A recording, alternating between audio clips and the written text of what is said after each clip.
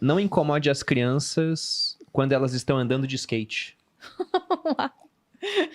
Por isso que eu disse, as regras são bem interessantes. E um ponto muito a favor do livro também, porque, por exemplo, eu já li o Princípios do Ray Dalio, que fala sobre organizações, é um livro voltado mais para empreendedorismo, só que eu acho que a escolha do título ela foi muito mal pensada para o que é o livro. Porque quando você pensa em princípios, você pensa em poucas e boas regras, tipo os 10 mandamentos, 12 regras para a vida. Lá você tem um código legal, tem umas 500 regras. Então é muito difícil você realmente extrair poucas e boas regras, tem 500 lá dentro. O Peterson botou 12 poucas e boas regras de fato. Apesar de que depois ele lançou mais 12, né? Então foi aumentando o compêndio. Mas nessa eu queria saber a sua opinião. O que ele quis dizer quando pediu para não incomodar as crianças enquanto elas estão fazendo algo mais arriscado, como andar de skate? Então, uma das características mais importantes do desenvolvimento humano é sofrer risco para obter qualquer tipo de bem mais elevado.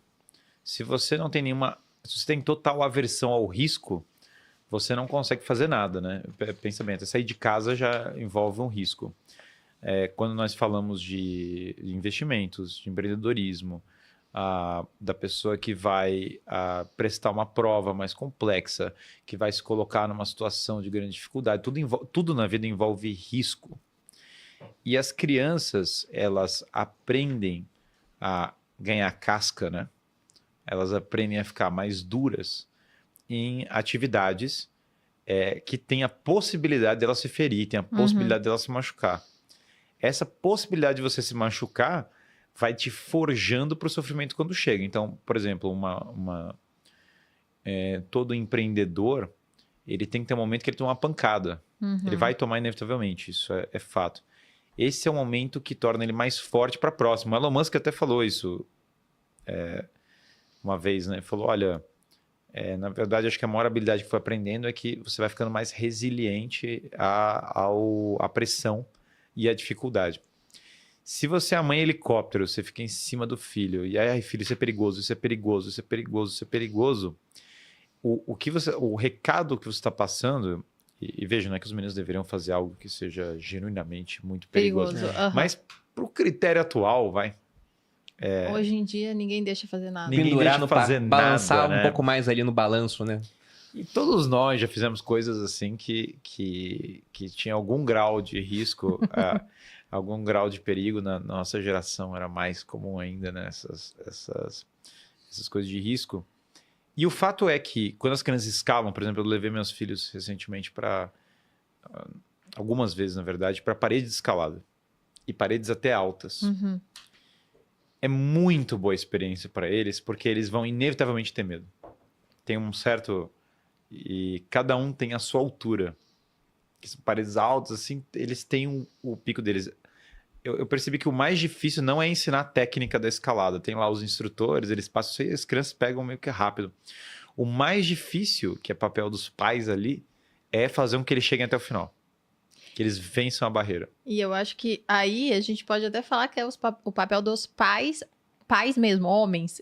Agora eu estou estudando sobre educação, né? Então, já que Maria Tereza está vindo aí, e eu sigo uma educadora que ela falou exatamente isso, a importância de ter a figura masculina, e nesse caso, os pais, porque o pai, ele tem mais o sangue frio. Sim. A mãe tem um pouco mais de coração, né? Tem mais dó, tem mais dó. Tem mais dó. A mãe... eu não sei se eu vou ser essa pessoa que tem dó, porque eu sou prática demais, mas eu acredito que no geral, né? Dados estatísticos apontam isso. As mães são, né? As mulheres são mais, né? Elas ficam com mais dó. Então, é aí que o pai, a figura do homem, entra, porque é ele que tem que levar no parquinho, é ele que tem que deixar a criança, né? Se esfolar lá deixa o menino. na grama, no asfalto, porque faz parte da infância exatamente para criar essa casca que no futuro vai trazer não só, né, uma casca física, mas provavelmente uma casca psicológica, né? A pessoa vai ficar mais resiliente. Não precisa nem pensar num futuro tão distante. A diferença é vista nos primeiros anos. Então, os meus filhos, a partir da... Então, a Catarina fez menos isso, que foi a primeira.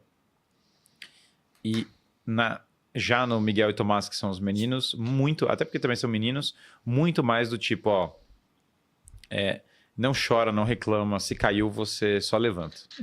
Porque a criança começa a gritar, não sei o que, aí você fala, não, isso aí não foi nada, vamos, levanta. Ela acredita, né? Daí ela vai embora.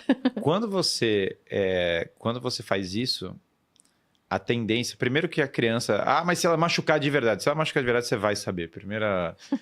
Fica tranquilo que mesmo que você ensine ela a não chorar nunca, se ela machucar de verdade, ela vai chorar de verdade.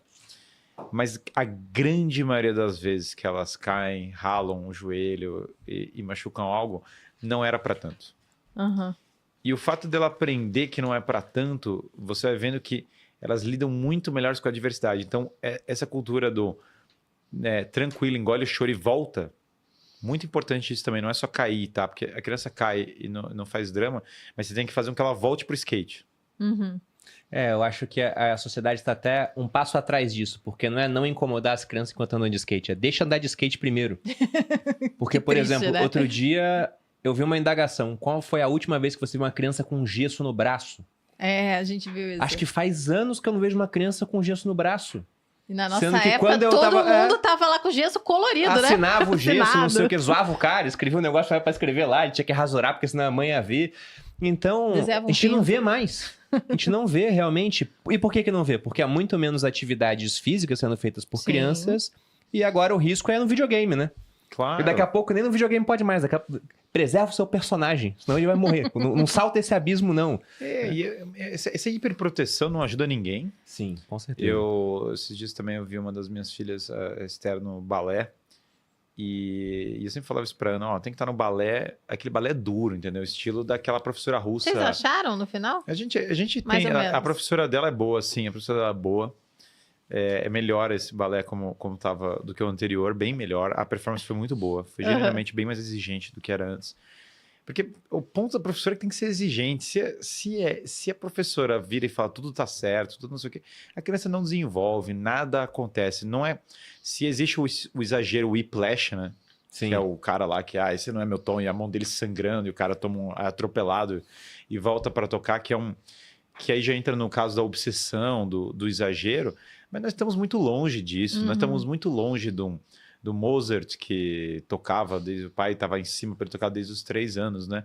Então hoje o pêndulo, ele foi para um lado de tudo é fácil, tudo passa a mão, tudo é bom trabalho, tudo, medalha de honra ao mérito. Olha, medalha de honra ao mérito é um negócio completamente estúpido, porque desvaloriza a criança, a autoestima dela baixa com a medalha de honra ao mérito. Porque se tudo é indiferente e igual, né, não importa o quanto seja a superação dela, mesmo se seja uma superação pequenininha, é desprovida de valor. O cara saiu do último lugar para o penúltimo. Não serve, é igual ao último.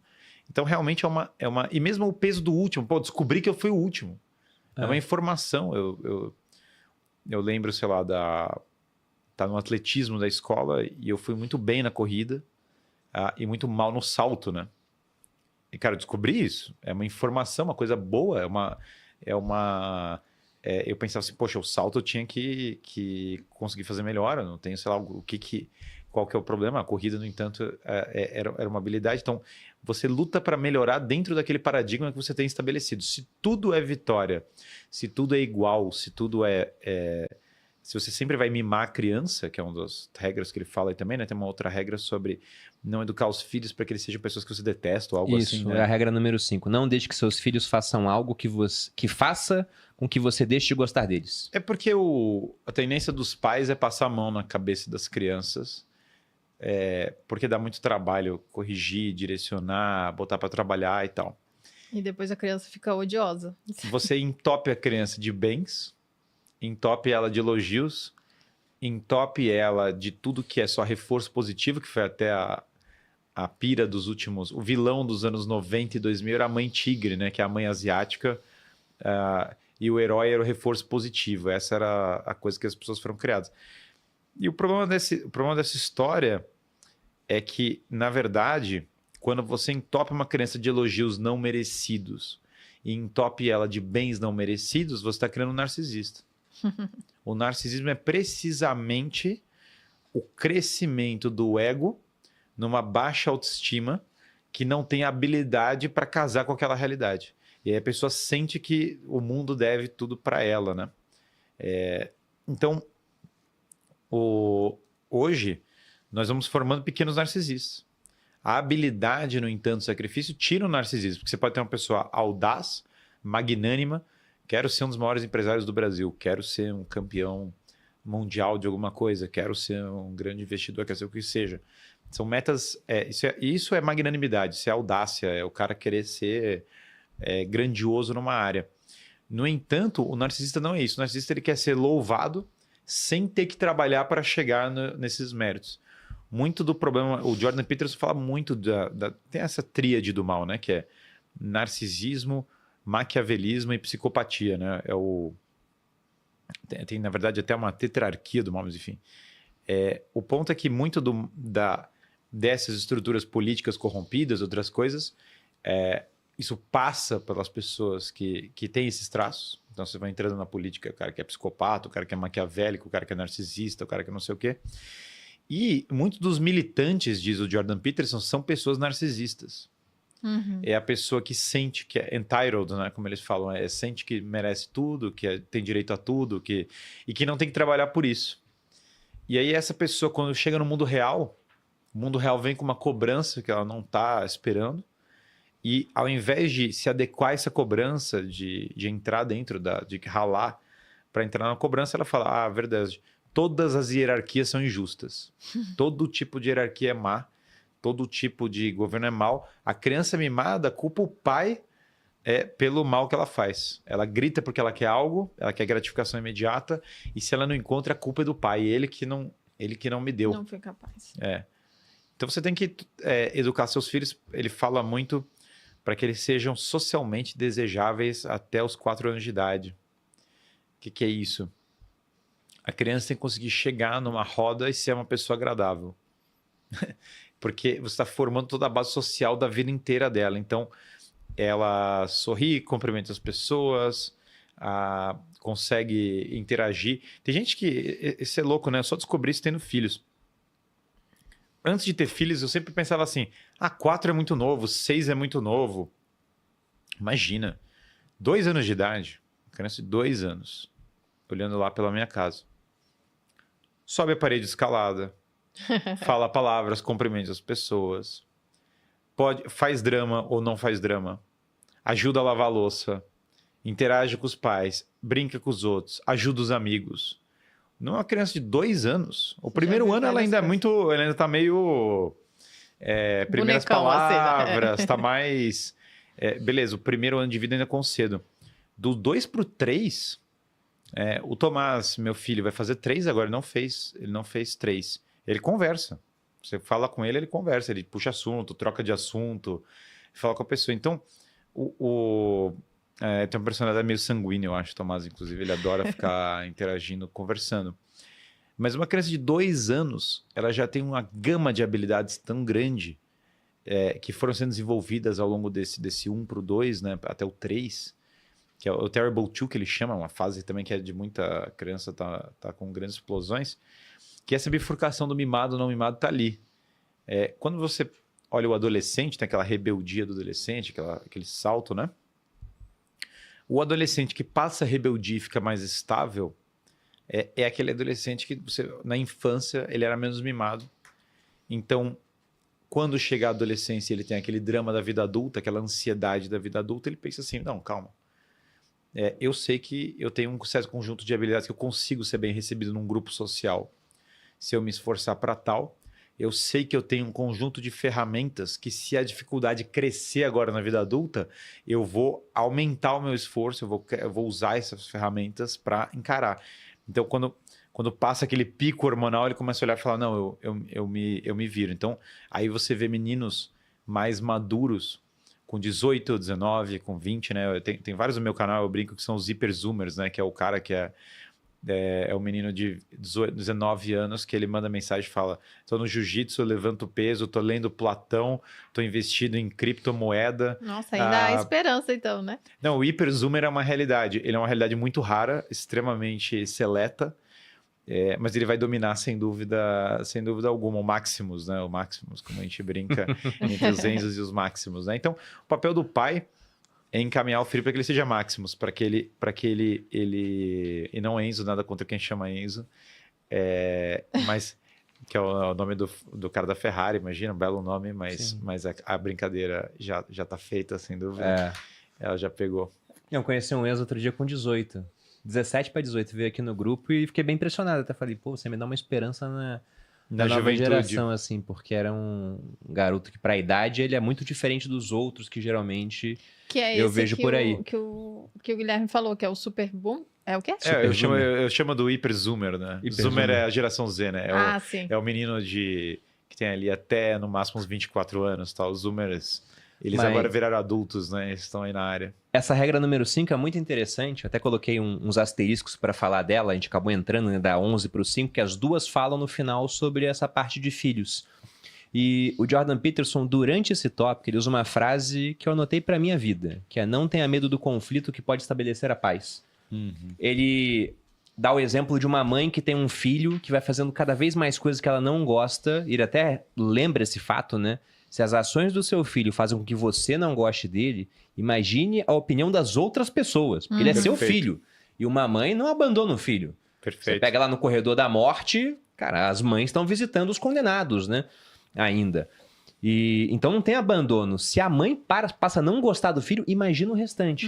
Aí ele fala, tem que botar um limite. Se você não bota um limite numa criança, você está criando um pequeno tirano. Porque ele não tem um não para barrar o avanço dele. Isso é ruim para a criança. Então, a mãe tá Totalmente, lá tentando fazer o melhor e acaba fazendo algo que é muito ruim para a criança no futuro, que vai virar um adulto mimado, No etc. futuro e no presente E no também. presente Porque imagina também. os outros convivendo com a criança, né? Não vão gostar da mesma forma. E a mesma coisa na liderança das empresas, né? Quer dizer, o chefe que nunca bota ordem Sim. nos funcionários, ele tá fazendo mal para os funcionários, porque sem a cobrança o cara não desenvolve. Simples assim. E aí, com o tempo, a conta vai chegar, inevitavelmente. Esse é o ponto dos filhos, né? A conta vai chegar para os pais, a conta vai chegar para as crianças, a conta vai chegar para os funcionários, para a pessoa, na vida profissional, na vida afetiva. Pensa o caso dos meninos, né? Então, eles vão agora procurar uma namorada e tal. O cara não tem o costume de trabalhar, o cara tá com uma postura péssima física e a voz dele tá toda para dentro, ele não tá acostumado a falar para fora. Então esse cara, ele vai, as meninas vão olhar para ele e vão falar, pelo amor de Deus, né? Vão passar reto. E aí ele se sente frustrado com isso. E aí o Jordan Peterson fala que o homem frustrado, né, que sofre a rejeição do grupo das mulheres, né? E, portanto, ele vai sofrer a rejeição dos homens. Porque também é muito semelhante, né? Muita gente não percebe disso, né? Na verdade, a atração do homem pela mulher, pensando aqui, vamos pensar um grupo de jovens, né? A atração do homem pela mulher, ela tem uma correlação muito grande com o valor que os outros homens percebem naquele mesmo homem. Então, se ele é o líder deles, ele vai ser percebido de uma outra maneira, e se ele está muito baixo na hierarquia, ele vai ser percebido dessa mesma maneira. Então, na verdade, ele ganha muita admiração das mulheres, ganhando a admiração dos homens antes. E aí o Jordan Peterson fala de princípio do evangelho de Mateus, né? Quem mais tem, mais será dado. A quem não mais tá tem, pouco mais será dado. Porque o que ele está falando é que a curva aqui, ela é uma curva assim. Ela tem uma tendência a ir levantando, e para baixo a mesma coisa. Ou seja, você o cara começa a entrar em forma, começa a trabalhar, começa a empreender, não sei o quê. Muito rápido essas coisas vão dando. É o mesmo princípio. Quando você fala de investir, o cara vai tendo mais dinheiro, investe mais dinheiro, e aí o cara vai embora. Então, esse pico de desenvolvimento vai ao infinito. Só que a queda é assim também. Então, olha só, o cara foi rejeitado pelo grupo dos homens, agora vai ser rejeitado pelo grupo das mulheres, agora ele chega em casa e fala, a humanidade me rejeitou. Virou o Coringa. É a história do filme do Coringa, basicamente. É a história do filme do Coringa. É a história de tantos vilões. O atirador em série em escolas não é um menino forte. Se você pegar o perfil, em geral, é um menino fraco e que se sente rejeitado, se sente uma vítima do ambiente e quer se vingar das pessoas do ambiente com medo que do Gabriel rejeitaram do ele. Chuchu, amor. Tem um meme na internet, provavelmente você não viu ainda, Guilherme, porque só quem vê isso é o Bruno, o dia inteiro. Não, todo mundo conhece o Gabriel do Chuchu. O dia inteiro, todo o mundo Gabriel do conhece. Chuchu. É um menino que deve ter lá os seus 6 anos, talvez? É, 5? acho que é por aí. 5 anos? Talvez. E aí os pais, ou sei lá, os tutores, quem tá tomando conta, pega as crianças pra brincar e aí tem que fazer uma dinâmica simples. Sei lá, soprar um copo, jogar uma bolinha não sei aonde. E aí tem alguns prêmios. E o coitado do Gabriel sempre cai num chuchu. Tipo, ele ganha um chuchu, daí a criança ganha um Cheetos, ganha uma bala. Tem aqui uma escala de 1 a 6, aí tem que soprar um copo. O copo caiu no 3, ganha um bombom. Caiu no 4, um refrigerante. Caiu no 2, é um chuchu. Ele sempre ganha um chuchu. Só que o negócio ficou tão viral, porque foram vários jogos diferentes, e ele foi sempre ganhando chuchu. Tadinho. Que tem comentário de gringo, assim, falando, nossa, o Gabriel e o chuchu, eu quero aprender português pra saber o que vai acontecer com o Gabriel. E a gente tem medo do futuro Gabriel, Não, eu tadinho. fiz um meme outro dia, né? Nossa, esse ministro é tão cruel, quer taxar todo mundo. A infância do ministro era o Gabriel ganhando chuchus, assim, frustrado com os prêmios. Ele não pode... Esse que é o ponto, né? Perder não é ruim. Não. Contanto que ele tem que trabalhar para uma hora vencer. Sim. E ele perceber que o esforço pode trazer uma vitória. Para as crianças, a rejeição não é ruim necessariamente, contanto que ele entenda que ele tem que voltar e reganhar o espaço dele numa hierarquia, né? Mas hoje tantos homens jovens estão trancados em casa e eles sentem frustração. Você vê online, as pessoas começam a mandar todo tipo de loucura. E o homem é um soldado por natureza. Então, o homem ocioso... e o soldado ocioso é a pior coisa. É a pior coisa que pode ter, né? O rei Davi, que foi um dos maiores... das figuras mais incríveis que você lê no Antigo Testamento. O cara vai de pastor a rei... ganha batalhas, músico, o negócio tem todas as habilidades inimagináveis. Ele arma para matar um cara para pegar a mulher dele porque ele estava ocioso. O que antecede a história é que ele se recusa a ir ele se recusa a ir na batalha, ele tá lá de roupão no palácio sem fazer nada. Aí sem nada para fazer, ele fala: beleza, vou pegar a mulher daquele cara ali.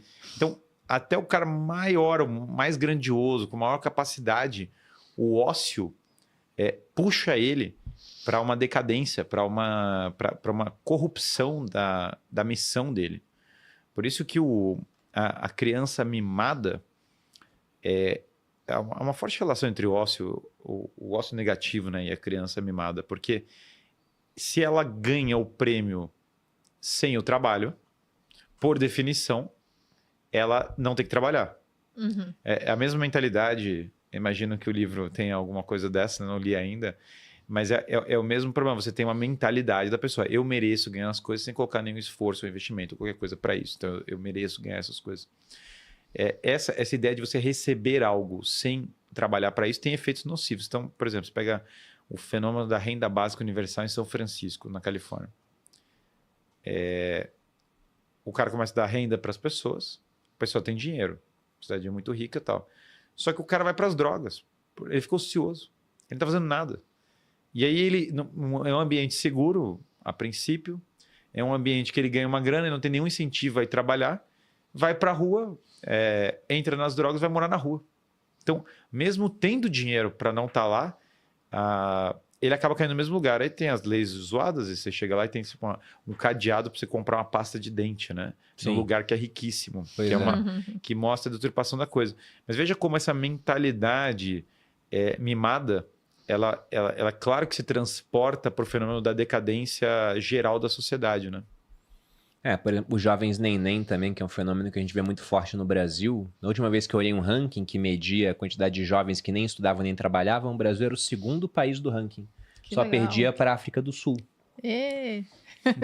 Eu não sei se a gente está tomando as providências corretas para desincentivar esse tipo de comportamento, ou na verdade a gente está incentivando esse comportamento. Sim. Com assistencialismo e tudo mais. Não, e até da própria família. Sim. Porque hoje em dia o mais comum que você vê aí, não vou falar que é o mais comum, mas é extremamente comum ver o jovem na casa dos pais ainda, e como ele não tem uma despesa fixa, porque os pais mantêm a casa, então é um cara que ele está no trabalho, se alguém fala mais grosso com ele, ele vai embora. Aí fica um tempo, recebe seguro-desemprego, depois procura outro trabalho, mas não dá continuidade. Ele perde meio que o juro composto da carreira, né? Porque você pode crescer numa organização.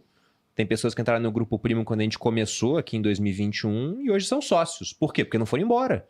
Quem foi embora não Claro. virou sócio. Quem Claro. continuou vai ascendendo na hierarquia, vai sendo reconhecido pelos outros, vai ganhando mais responsabilidades, desempenha melhor em cima delas e acaba virando sócio. E o que você falou sobre lidar com a frustração é extremamente importante. Eu só estou aqui, eu sou muito grato por isso, porque eu reprovei na primeira vez que eu tentei a prova para virar oficial do Exército. Eu fui para a prova sem ter estudado, e aí, por sorte, eu fui passando na média em todas as fases, e no final, como eu tirei a média em português, mas continuava em redação e eu não fui chamado, então eles não divulgavam a nota da redação. Eu falei, na redação fui mal. E devo ter ido mal, porque depois eu comecei a estudar, escrevi uma redação por semana, eu tinha 40 redações comigo, quando chegou a época da prova, eu li a última, depois eu li a primeira e eram pessoas diferentes. A primeira parecia um chimpanzé que tinha escrito, assim, sabe? Um chimpanzé com QI um pouquinho mais alto, mas ainda um chimpanzé. Mas eu só estudei porque eu fui reprovado. E aí, depois que eu fui reprovado e comecei a estudar, eu redescobri a minha inteligência. Porque, mais ou menos até a 4ª série, eu era um dos melhores alunos da sala. Aí meus pais separaram e eu estudava com meu pai. E aí, fui pro Rio de Janeiro, comecei a morar com a minha mãe ia trabalhar, ficava com os meus avós não estudavam comigo. E eu vi que se eu tirasse 10 ou 5, tanto faz, porque a média era 5. Então, eu comecei a só passar de ano. Eu tirava 7 numa prova, eu pensei, poxa, eu posso tirar 3 na outra. E o que acontecia? Eu tirava 3. Aí eu passava, nunca peguei recuperação, mas passava na média, na Que média, na média. beleza. Quando precisou um esforço a mais, eu não era capaz de fazer aquilo. Mas eu pensei, vou estudar. Aí quando eu comecei a estudar, no primeiro simulado que teve, eu lembro até hoje, era História e Física. Aí eu gabaritei História e fui bem em Física. Eu não era bom em Física antes, porque eu não estudava. Nunca tinha estudado. E eu fiquei em primeiro, sei lá, entre 180 pessoas que estavam no meu curso pra prestar a prova, né? E aí um amigo meu, muito inteligente do colégio militar, ele chegou assim e falou, caramba, você foi o primeiro. Que sorte! E eu falei, pois é, porque eu achei que era sorte mesmo. Só que depois eu continuei indo bem, fui primeiro em outros simulados, tudo, passei muito bem, e depois eu fui primeiro da minha Então foi formação. pedagógico você Isso. estar... Porque se eu passasse por acaso, eu iria pro exército pensando, não, eu sou o cara da média. Uhum. Eu não saberia que eu era inteligente. Eu ia ter passado meio que por acaso, ia estar lá, talvez estudasse só pro 5, talvez até lá eu tomasse algum tipo de baque, mas ia demorar mais. Então, essa reprovação antes, ela foi melhor do que se tivesse vindo depois. Só pra dar um alívio pra galera que acha que é da média, como eu sou, talvez você seja na média em algumas coisas, em outras tarefas Sim. não. Então eu passei a minha vida inteira estudando, sempre fui a média, porque eu não sou uma pessoa que sou boa nas provas e tudo mais, mas me descobri boa em outras coisas. Então dá pra você tentar outras coisas no final Você das não é contas. boa na prova, mas você entende a matéria. Sim, eu É, sou, não porque, sou por burra. exemplo, a Burra Malu, não. a gente depois descobriu que ela tinha dislexia, né? Inteligente, Aham. talvez. Então, sabe aquela recomendação Sim. que dá um neném? Lê a prova toda primeiro, depois você vai resolvendo. A Malu nunca conseguiu consegui. ler a prova Eu toda. nunca cheguei ao final da prova. É. Mas então, aí- era mais difícil. mas deu Não, tudo certo, E eu no acho que fim. é compreensível. Tem um elemento aqui de fé na cabeça do Peterson, porque ele fala, você tem que confiar que o universo tem uma ordem, que essa ordem, ela tem uma estrutura, portanto, moral, uma estrutura que direciona para o bem, e que se você agir de boa fé dentro dessa ordem, de maneira corajosa, existe um retorno. Eu Porque tem um acredito muito princípio nisso. por trás das Uhum. coisas. Então, hoje nós temos uma cultura na qual falta muita fé. As pessoas são desesperançosas. E isso gera inação. O cara não quer enfrentar a dificuldade porque ele fala, não, eu não tenho como ser o primeiro aluno. Eu tô fora.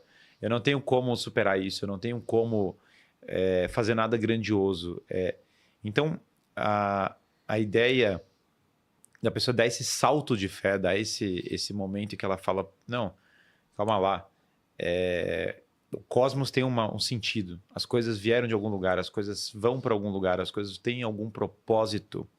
Isso altera completamente a relação da pessoa com a vida, porque daí ela vai sempre querer o próximo desafio e o próximo desafio para continuar dessa estrutura de saltos de fé. Então, é como se a fé fosse o princípio disso que está sendo falado no Evangelho de São Mateus, né?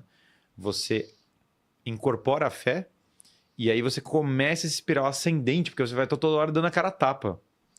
Se você para de dar a cara a tapa, para de tentar, você parou a prova no primeiro, por falta de fé, você fala, não, realmente eu não tenho capacidade, o universo, tudo está contra mim, né? Tudo é uma grande conspiração contra mim. Então agora a sua vida começa estranhamente a parecer uma conspiração contra você. você criou a conspiração contra você mesmo, em certa medida porque você foi incapaz de dar o salto. Aquela cena do Batman, né? Tá todo mundo lá dentro da caverna, e aí o cara fala, ó, como é que o cara fez o salto? O cara pulou sem a corda. Esse elemento de pular sem a corda, ele não é irracional, fala o Peterson, porque quando você olha a realidade, a história, você vai vendo a presença da moral, do eterno, do que é belo, dessas coisas. Então, o universo te dá pistas de que você deveria ter fé. Só que nós ignoramos essas pistas. Hoje nós temos uma cultura muito filistina. A beleza, por exemplo, não é um tópico que nos move. A gente não é tão preocupado com a beleza, né? Claro, todas as pessoas vão falar para você, eu amo a beleza. Mas a nossa sociedade, a vulgaridade, por vezes, é o que triunfa. Você não está falando da Pietà, dos grandes quadros do Rafael, da postura, mas de coisas vulgares. Então, isso, na verdade, atrapalha as pessoas, porque tira a fé. Porque a vulgaridade tem a ver com o cinismo. E o cinismo, que tudo é sátira, né? Então, até nos gêneros literários de Aristóteles, o ápice é o épico. O épico é o auge da fé. Porque o épico, ele são grandes batalhas, a mudança de um país, a batalha entre os deuses, você está dentro de um drama civilizatório. Depois tem o heróico, que é eu vou crescer dentro desse drama. Aí você vai passando pelo trágico, até que você chega na sátira. A sátira, ela é baixo compromisso. Tanto que para você assistir um negócio de sátira, você precisa de nenhuma disposição mental. Tudo vale. Tudo é assunto para sátira. Mas o problema é que também nada é produzido ou construído pela sátira. É o alívio cômico perpétuo. Então, a sátira está para o cinismo, que está para essa vida debochada, que está para a vulgaridade. Assim como a beleza transcendente está para o salto de fé, que o mais perto disso é o heroísmo.